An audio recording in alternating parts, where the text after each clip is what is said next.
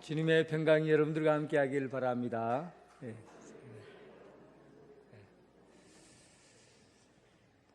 어린아이들을 벌 줄 때가 되면 우리는 이렇게 얘기합니다.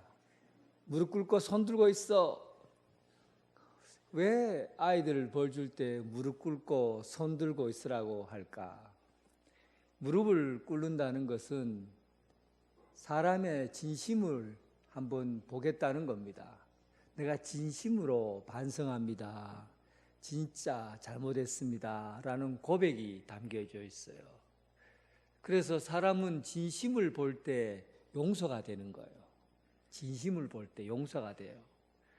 그래서 무릎 꿇으라고 하는 겁니다. 저는 직업상 사람들을 좀 다양하게 만나는 편이에요. 그런데 가장 부담스러운 모임이 어떤 모임이냐 하면 높은 지위에 있고 사회적으로 괜찮은 자리에 있는 그런 모임에 참석할 때예요. 식사도 아주 고급 식사를 하고 또 좋은 옷을 입고 또 얘기를 할 때도 예의를 갖추어서 얘기를 하고 이런 모임에 참석하고 나면 그 다음날 참석하고 집에 오자마자 그냥 푹 쓰러져 버립니다. 너무 지치는 거죠.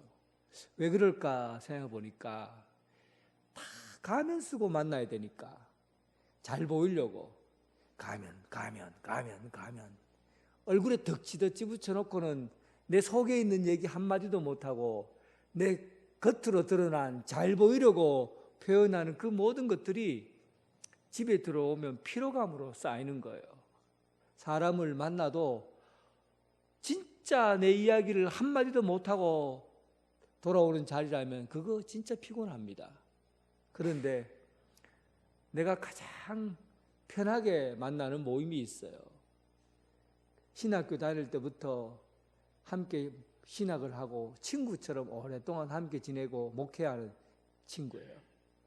그 친구 만나면 대충 체육복 입고 만나도 되고 그리고 속에 있는 이야기 막 다 내뱉어도 심지어는 욕도 하고 막 그래도 그러고 나오고 나면 막 스트레스가 쌓이는 게 아니라 집에 돌아오면 몸이 가뿐해요. 기분이 좋아요. 그래서 사람이 진심을 가지고 누군가에게 얘기한다는 게 이렇게 사람의 모습과 태도가 달라지는구나. 진짜 사는 모습은 진심으로 사람을 만날 때예요. 여러분도 주님과의 만남이 진심을 가지고 만나는 게 아니라 그냥 주님 앞에도 가면 껍질 이래갖고 주님 만나고 나면 예배 드리고 나서 집에 오면 피곤해요. 아이고 피곤하고 지쳐요. 주님을 만날 때도 내 속에 있는 속사람과 주님을 만나야 그 삶의 기쁨이 있어요. 만족이 있어요. 행복이 있다고요.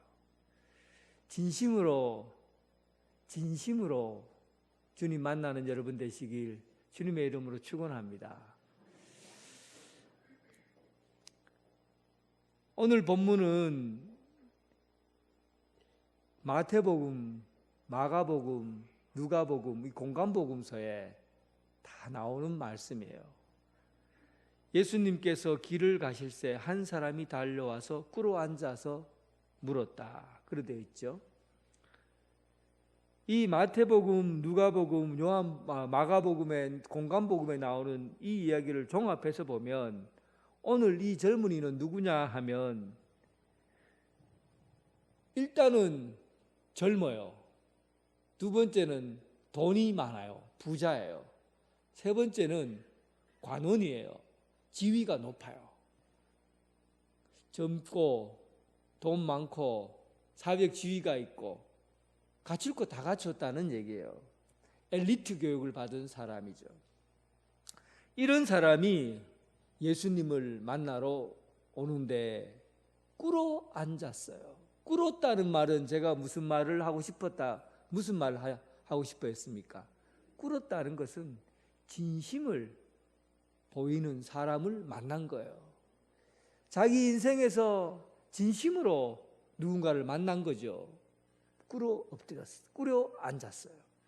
그런데 오늘 본문에 나온 이야기 전에 보면 이와 동일한 지위에 있는 바리새인들과 사두개인들과 헤롯 당 정치인 그리고 그 당시에 높은 지위에 있는 사람들이 예수님을 만나러 올 때 어떻게 만나냐 하면 예수님 앞에 꿇어 앉은 게 아니고 어깨에 뽕을 잔뜩 넣어갖고 어깨 빡 힘주고 높은 데서 아랫사람을 내려다보듯이 그렇게 못되게 사람을 바라봤어요. 네가 이 일 잘하나 보자, 못하나 보자, 이거 하나 보자, 못하나 보자. 자로 탁탁 재갖고는 예수님을 비난할 거리, 비판할 거리만 딱 찾아내서 예수님을 궁지에 몰려고 예수님을 만난 거죠. 그래서 예수님이 그들을 보고 뭐라고 했냐면 이 이중적인 이 가면을 쓰고 있는 자들, 껍질과 속마음이 다른 자들이다, 독사의 자식들이다 하고는 예수님이 그들을 욕을 하셨죠.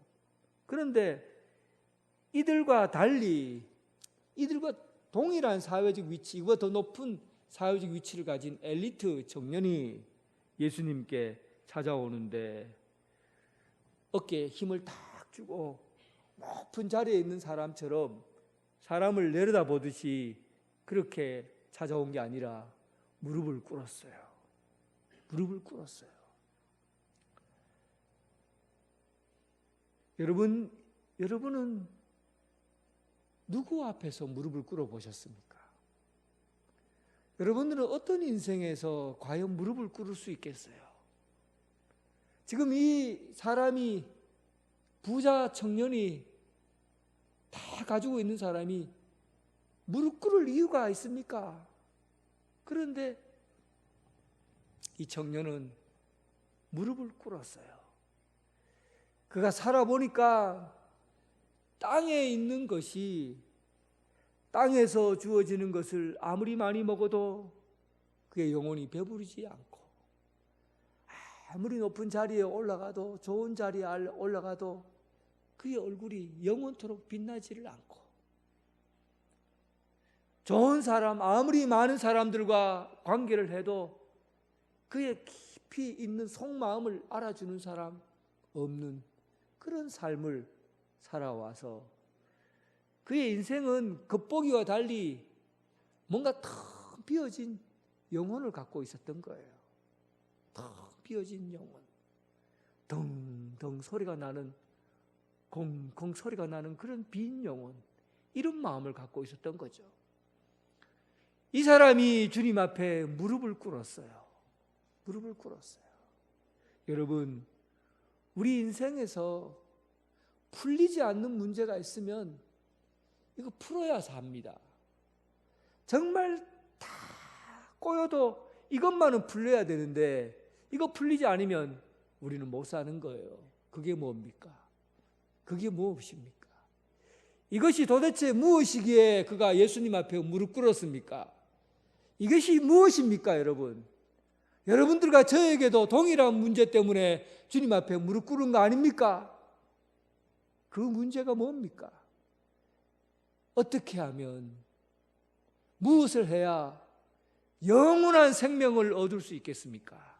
여러분, 이 문제 앞에서 예수님 앞에 무릎 꿇지 않을 사람이 어디 있습니까? 어떻게 하면 영원한 생명을 얻을 수 있겠습니까? 이 구원의 문제를 두고서 어떻게 예수님 앞에 무릎 꿇지 않을 수가 있겠어요? 오늘 이 청년은 자기 인생에서 가장 심각하고 풀지 않는 문제 앞에서 예수님 앞에 무릎 꿇었는 겁니다. 오늘 여러분, 이 청년처럼 여러분도 지금 주님 앞에 무릎 꿇을 수 있기를 바랍니다. 영원한 생명의 문제 앞에 여러분들 무릎 꿇지 않으시겠어요?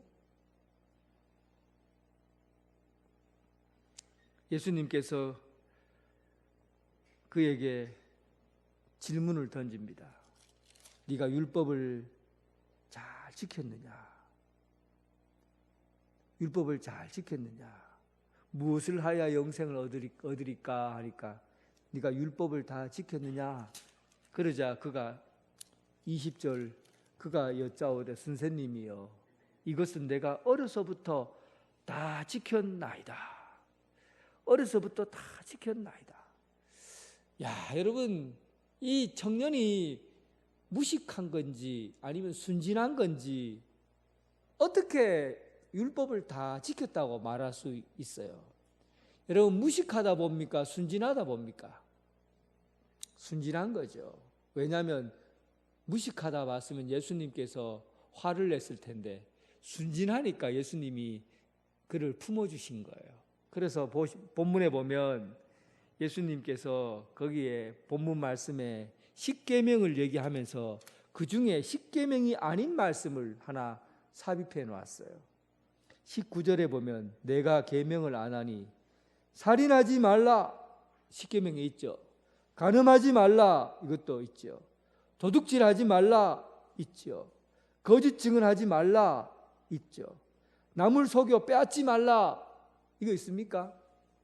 도둑질하지 말라랑 좀 헷갈리죠. 어쨌든 이 본문 그대로 보면 이 본문은 십계명 기록되지 않는 말이에요. 내 부모를 공경하라 있어요. 그러니까 예수님께서 십계명을 모릅니까? 십계명을 하나님의 말씀이신 예수님께서 십계명을 모를까요? 그런데 이 말씀을 집어넣은 거예요. 그런데 이 젊은 청년이 대답할 때 뭐라고 하냐면 내가 모든 것을 다 지켰습니다. 다 지켰다고 그러는 거예요. 그러니까 예수님은 그가 대답하는 내용을 보고서 네가 다 지켰다고 하지만 진짜 다 지켰는지 한번 봐라는 얘기예요. 부자들은 그런 부자입니다. 부자들은 그때 당시에 부자는 남의 것을 빼앗지 않으면 부자가 될 수 없는 구조입니다. 왜냐하면 사람들을 자기 밭이나 포도밭에다가 일꾼들을 불러다가 값싼 노동력을 지불하고 그리고 그들에게 수확을 거둬들이거든요. 값싼 노동력으로. 그러니까 그들의 노동력을 빼앗은 거죠. 그리고 땅을 붙이는 사람들에게는 세금을 국가에서 지정한 세금보다도 더 많은 세금을 붙여서 그들의 것을 착취합니다. 구조가 그래요. 옛날 그때 부자가 된 사람들은 전부 이런 식으로 부자가 된 거예요. 그러니까 이 청년은 부자예요. 자기는 어려서부터 하나님의 말씀 율법을 철저하게 지켜온 거예요. 간음하지 않고 살인하지 않고 도둑질하지 않고 거짓말하지 않고 이렇게 살았어요. 그런데 그가 모르는 것이 있죠. 자기도 모르게 죄를 짓는 것에 대해서는 그는 너무나 몰랐던 거예요. 자기는 부자인데 부자로서 죄를 짓는 것은 그 죄로 보이지 않는 겁니다. 그냥 사는 방식으로 생각했어요. 그런데 예수님께서는 그가 죄를 지었다는 것을 그리고 그가 율법적으로 완벽하지 않고 약하다는 것을 말씀을 통해서 이미 보여주신 겁니다. 그런데 예수님께서 그의 약점을 보시고 내가 율법을 다 지켰습니다 라고 말하는 그의 약점을 보시고는 그를 꾸중하고 예이놈 네가 어찌 율법을 다 지켰다고 할 수 있느냐? 이런 죄가 있는데 네가 다 지켰다고 할 수 있어? 거짓말하지 마라 하고는 당장 내쫓아 버렸으면 이 얘기는 여기서 끝날 거예요. 그런데 참 말씀을 보세요. 예수님이 뭐라고 하셨는지. 예수님은 21절에 보면 예수님이 그 사람을 그를 보시고 그를 주목해 봤다는 거예요. 그의 말하는 것을 잘 들었다는 얘기죠. 그를 보시고 미워했습니까? 사랑했습니까? 사랑했다고 표현해 있어요. 저는 이 부분에서 예수님이 이 청년을 사랑하셨구나. 사랑하는 마음으로 보니까 이 청년의 대답을 받아들이고 용서해 준 거예요. 그리고 이 청년이 대답한 것보다도 진짜 중요한 구원의 문제, 영생의 문제에 답을 주고자 한 거죠. 그러니까 예수님이 사랑하신 거예요. 이 어른 교수가 사랑하는 것과 좋아하는 것이 다르다라고 얘기를 하면서 이런 말을 했어요. 모든 좋아하는 것에다가 사랑 애자를 붙이면 그게 사랑이라는 거예요. 한번 여러분도 한번 보세요. 어떤 사람은 물고기를 굉장히 좋아합니다. 그래서 물고기에는 잡아먹고 탕 끓여 먹고 해쳐 먹고 이렇게 해서 고기를 참 좋아해요. 그런데 물고기를 사랑하면 어떻게 됩니까? 물고기를 잡아먹지 않고 고기를 어항 속에 집어넣고 먹이를 주고 물을 갈아주고 돌보죠. 이 사랑하는 것과 좋아하면은 잡아먹지만 사랑하면은 돌본다는 거예요. 어떤 사람이 보니까 돼지를 사랑하는 사람이 있더라고요. 그게 애완견이 있고 애완돼지도자, 애완도가 있는 거예요. 애완돼지. 애완돼지를 기르는 사람이 있어요. 돼지를 좋아하는 사람은 돼지를 어떻게 잡아먹을까? 이렇게 먹을까? 저렇게 먹을까? 볶아 먹을까? 찢어 먹을까? 뭐 이런 식으로 좋아하는 사람은 잡아먹을 욕심을 가지지만 돼지를 사랑하니까요. 돼지를 목욕시켜 갖고 머리에다 리본을 탁 꼽고 그리고는 발 4개에다 신발을 다 신기고 진흙탕에 뒹구는 돼지를 침대 위에서 재워요. 코 꿀꿀꿀 하는 코 고는 소리를 들어도 음악 소리 듣는 것처럼 듣고 그리고는 돼지를 키워요. 애완도, 사랑 애자가 들어가면 약점이나 아픔이나 그런 것들을 다 감싸주고 돌보는 거죠. 이게 사랑과 좋아하는 거의 차이점이에요. 어떤 사람은 결혼하는데 좋아해서 결혼해요. 뭐가 좋아서 결혼했노? 돈이 많아서, 돈이 좋아서 결혼하는 거예요. 그런데 이 좋아하는 사람이 돈이 떨어져 버리면 그러면 결혼도 깨어지고 무너지는 겁니다. 어떤 사람은 왜 결혼했노? 그러니까 이뻐서 멋있어서 결혼했다는 거예요. 그런데 시간이 지나고 늙어가니까 얼굴이 쪼글쪼글해지고 못 나아지면 좋아서 결혼한 것은 다 깨어지고 그런 거죠. 좋아서 결혼하는 게 아니라 사랑해서 결혼하면 어떻습니까? 사랑해서 결혼하면 그가 살다가 사업이 망해서 돈이 떨어지고 가진 것이 없어도 그걸 품을 수 있는 거예요. 사랑은 지금은 내가 좋은 형편이 아니더라도 그 사람의 약점 잃어버린 것도 받아들이는 거죠. 내가 사랑하면 그 사람의 얼굴이 못나고 못생겨도 그리고 약해져도 그를 받아들이게 되는 거죠. 사랑하면 그를 받아들일 수 있는 힘이 생기게 되는 겁니다. 오늘 예수님께서 이 청년에게 한 얘기예요. 이 청년을 보고 그 보시고 사랑하셨다 되어 있어요. 사랑하셨다. 그러니까 이 청년이 가지고 있는 예수님은 약점을 다 아셨어요. 율법을 다 지켰다고 하지만 다 지킬 수 없는 것도 알아요. 그럼에도 불구하고 그가 약점이 있고 부족하지만 예수님께서 그를 사랑하셔서 품으신 겁니다. 그리고 그에게 구원의 길을 알려주신 겁니다. 진짜 영생하는 길을 그에게 알려주신 것이죠. 예수님이 그에게 알려주신 영생의 길입니다. 우리는 들으면 잘 이해가 안 될 수 있어요. 뭐라고 되어 있습니까? 내가 어려서부터 이것을 다 지켰나이다 하니까 예수님께서 그를 보시고 사랑했고 그리고는 예수님이 말씀하셔요. 내게 아직도 한 가지 부족한 것이 있다. 한 가지 부족한 것이 있다.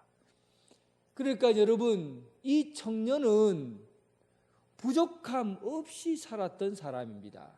부자라고 하면 부족함이 없는 사람이에요. 모든 것이 차고 넘치는 겁니다. 그래서 그가 영생을 얻으려고 할 때 뭐라고 얘기하냐면 예수님께 이렇게 얘기합니다. 선생님이요, 내가 무엇을 하여야 이렇게 영생을 얻습니까? 이렇게 말하죠. 내 부자는 자기 노력으로 땀과 피를 흘려서 얻어진 노력에 의해서 얻어진 거예요. 구제했어요. 착한 일도 하고 사람을 도왔어요. 이렇게 열심히 노력해서 얻어진 것으로 그가 부자가 된 거죠. 부유해진 겁니다. 그러면 이 사람이 예수님께서는 뭐라고 합니까? 네가 부족한 것이 없다. 모든 것이 다 완벽하고 완전하고 다 채워져 있다. 그런데 이 완전한 것으로 네가 구원의 길을 찾으면 찾을 길이 없다는 겁니다. 그러면 무엇으로 영생을 얻을 수 있습니까? 네가 부족한 것이 한 가지가 있다. 초점이 달라요. 그가 찾고자 하는 것은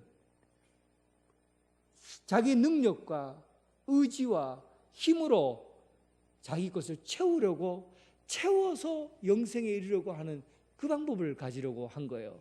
그래서 예수님 앞에 더 나은 방법을 찾은 겁니다. 어떤 걸 더 노력하면 될까요? 어떤 일을 더 열심히 하면 될까요? 더 구조할까요? 더 사랑할까요? 더 사람에게 잘할까요? 더 어떤 기준에서 자기가 노력하면 될까? 이런 걸 가지고 있었거든요. 그런데 예수님은 그의 생각을 뒤집어 놓은 거예요. 아니다. 네가 다 잘한 것 같지만 아직도 부족한 것이 있다는 거예요. 예수님은 그 부족한 한 가지에 주목하신 거예요. 그 부족한 게 뭡니까? 내가 뭔가를 해서 얻어지는 것이 아니라 내가 못났습니다. 내가 가진 것이 없습니다. 나는 아무것도 아닙니다. 이게 부족한 거예요. 이런 사람에게는 내가 부족하기 때문에 그 부족한 것을 내 힘으로가 아니라 하나님을 의지해서 채우려고 하죠. 하나님을 의지해서 하나님의 능력으로 살려고 하죠. 그래서 부족한 한 가지에 예수님이 집중하게 된 겁니다. 이해됩니까? 21절에 내가 부족한 것이 있다 그렇게 했죠. 마태복음 5장 3절에 보면 심령이 가난한 자는 복이 있나니 천국이 저희 것이며, 심령이 가난해야 된다는 거예요. 심령이 가난하다는 말은 내가 부족함을 갖고 있다는 겁니다. 내 영혼이 텅 비어 있다는 거예요. 내가 아무런 힘이 없다는 겁니다. 무능하다는 거예요. 이렇게 부족한 사람이 구하는 게 뭡니까? 하나님을 구하죠. 내 힘으로는 안 되니까 하나님을 찾게 되죠. 하나님을 의지하게 되죠. 내가 부족함을 느끼면 느낄수록 하나님을 의지하는 힘이 더 커지는 겁니다. 그래서 오늘 본문에 보면 이 부유한 청년이 지금까지 네 노력으로 뭔가를 얻으려고 했지만 네 노력으로는 안 된다. 부족함이 있다. 그 부족함을 통해서 하나님을 구하게 되고 찾게 되고 그리고 영원한 생명에 이르게 된다는 것을 그에게 알려준 겁니다. 그런데 그는 그 부족한 것이 적응이 안 되는 거예요. 이미 부유하게 살았고 이미 많이 누리고 살았기 때문에 자기 자신이 부족해진다는 것은 받아들일 수 없는 겁니다. 조금 가난해지고 힘들어지는 것을 견딜 수 없는 거예요. 그러니까 그가 고민하고 근심하면서 영원한 삶을 포기하고 돌아가게 된 겁니다. 이 광경을 보고 있던 제자들이 깜짝 놀랐어요. 그리고는 멀뚱멀뚱하게 쳐다보고 있으니까 예수님께서 이 광경을 보고 하시는 말이, 예수께서 23절에 둘러보시고 제자들 얼굴이 심각한 거예요. 그러니까 제자들에게 재물이 있는 자는 하나님 나라에 들어가기가 심히 어렵다. 그렇게 말씀하셨어요. 부자로 사는 사람들이 천국에 들어가기 어렵다 이런 얘기입니다. 그러니까 그 말씀을 듣고 놀랐어요. 또 놀랐어요. 한 번 더 놀랐어요. 그래서 예수님께서 얘들아 하나님 나라에 들어가기가 얼마나 어려운지 낙타가 바늘 끼로 나가는 것이 부자가 하나님 나라에 들어가는 것보다 쉬우니라. 이 말을 들으니까 더 충격을 받았어요. 26절에 보면 놀랐는데 매우 놀랐다고 해놓잖아요. 더 충격을 받은 거예요. 그리고는 제자들이 여러분과 똑같은 생각을 하고 있어요. 그러면 도대체 누가 구원을 얻습니까? 이 세상에 저렇게 잘난 부자들도 천국에 못 가면 이 세상에 어떻게 누가 그러면 영원한 생명을 얻고 하나님 나라에 갈 수 있습니까? 하고는 매우 놀랐다고 되어 있습니다. 참 예수님이 하신 말씀을 우리가 오해하면 안 돼요. 오늘 이 말씀을 잘못 오해하면 이렇게 오해해요. 진짜 부자는 천국 못 가는구나. 가난해야 천국 가는구나. 이렇게 오해할 수 있어요. 그런데 이 말씀은 절대 그런 말씀이 아닙니다. 참 복음적인 말씀이에요. 이 말씀 한번 보세요. 먼저 낙타가 바늘기로 들어갈 수 있습니까? 없습니까? 꼬깃꼬깃 접어서 넣으면 혹시 들어갈 수 있지 않을까요? 못 들어갑니까? 옛날에 이렇게 설명한 사람이 있었어요. 신학 학자들 중에 성문에 보면 바늘기 문이 있다고 그래요. 바늘기 문. 그 문이 뭐냐면 사람들이 보통 밤에 한 7시쯤 되면 성문을 닫아버립니다. 그 큰 문을 닫아버려요. 그러면 사람들이 들어갈 통로를 찾으려고 우리가 얘기하는 개구멍, 그러니까 바늘기 구멍을 찾는 거예요. 바늘기 구멍이 있으면 그 문 사이로 짐을 다 넣고 낙타를 팍 숙여갖고 그리고는 밀어 넣어서 통과시키는 그 문을 바늘기 문이라고 그래요. 그래서 오늘 이 본문을 가지고 자기에 있는 것을 탈탈 털어갖고 우리 몸이 낮아지고 겸손해지면 문을 들어갈 수 있다. 그래서 겸손한 자는 구원을 얻는다. 이렇게 해석하는 사람이 있어요. 그런데 이 본문은 예수님이 이 말씀을 하실 때는 바늘기 문이 없었어요. 그 이후에 만들어진 성문이에요. 성문의 바늘기 문은 그 이후에 사람들이 붙인 이름이에요. 예수님 당시에는 바늘기 문이 없었다고요. 그러니까 시대적으로 맞질 않아요. 예수님은 그 문을 의미한 게 아니에요. 그런데 왜 예수님은 바늘기 문이라고 했을까 하는 거죠. 그것은 한마디로 이겁니다. 이것은 불가능한 일이라는 거예요.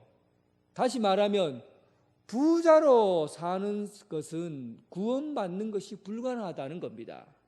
그러면 여기서 우리가 알아야 될 게 뭐냐면 과연 부자가 무엇을 의미하냐는 거예요.